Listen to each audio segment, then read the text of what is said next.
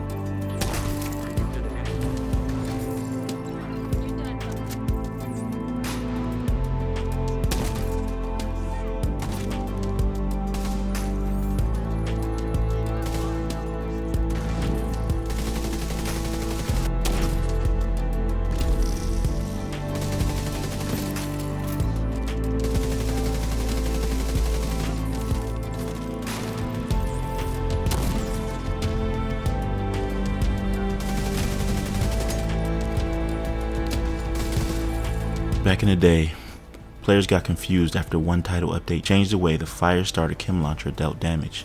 At first, it was explosive damage and really destroyed anything it touched. When they changed it, I was flustered because I would pull my hair out trying to figure out what damage type it was because I wanted so badly to counter it. Everybody was using it.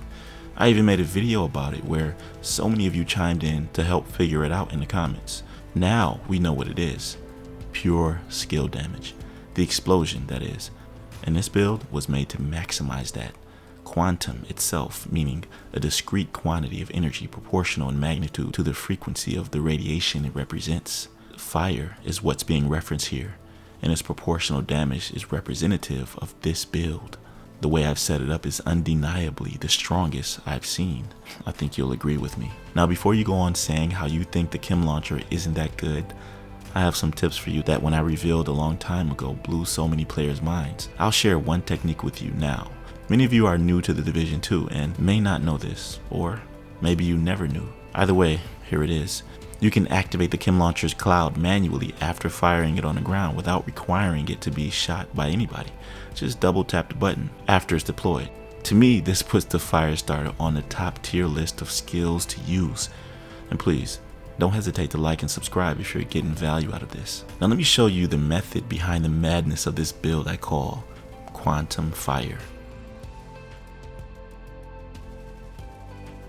Okay, there are two specializations I'd rather use besides Technician, honestly. Either Firewall or Survivalist. Firewall for the extra burn damage you'll receive against targets on fire, and Survivalist for the explosive arrows you get from the exclusive specialization's signature weapon. But I had to go with Technician. It was the only choice that made it possible to reach such levels of damage with Firestarter, because you can't get the Artificer Hive anywhere else. It's tied to the specialization. And this is where the secret sauce lies, from the drones that are sent out to buff your skills. Now when you have a tier 6 skill build like me, the Artificer drone grants 60% additive skill damage and an overall multiplicative damage buff to your accumulative skill damage. It also grants a 15-second refresh with each drone that enters your skill, which is equipped. So it makes your cooldowns faster. It does stuff like skill repair as well, but that does nothing for this particular build setup. Now bear with me because I'm trying to show you first why this packs such a punch. I'll begin with the Memento backpack. 60% skill damage added to the 60% from one Artificer Hive drone.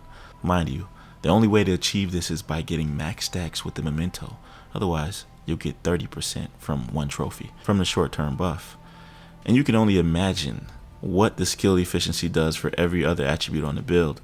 But for this, we're only worried about skill damage and status effects, which is what you want rolled everywhere. 3 free skill tiers, one from Memento, another from Technician Specialization, and the third from the 2-piece Brazos. Look at how I set it up. I used the name holster, and because I don't have any skill haste rolled, the one piece bonus helps a ton. Glass cannon is the talent I'm using. Now you're beginning to see why this is so devastating, right? You gotta use the brand set values that serve your purpose. So next, I decided to go with the 2-piece wyvern, skill damage and status effects. I'm sure by now you're thinking that I need to use the name Circle of Gloves, right? Firm handshake? But no. I did think about that at first, but there's no better choice here than the contractor's gloves rolled with skill damage or status effects, your choice. That's due to the capacitor.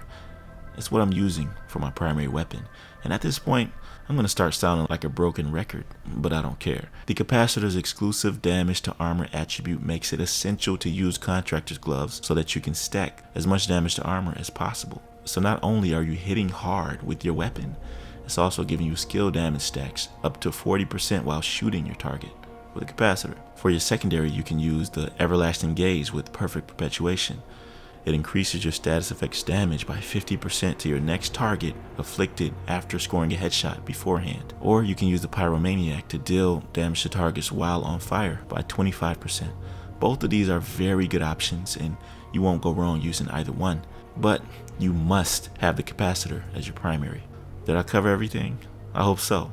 Oh, and I almost forgot to mention that as long as the Artificer is on your person, it does not need to be deployed in order to get the drones to buff your equipped skill. Just thought I should mention that. There's no more I have to say about this. Please let me know if you've made a build like this, and if so, share it down below in the comments.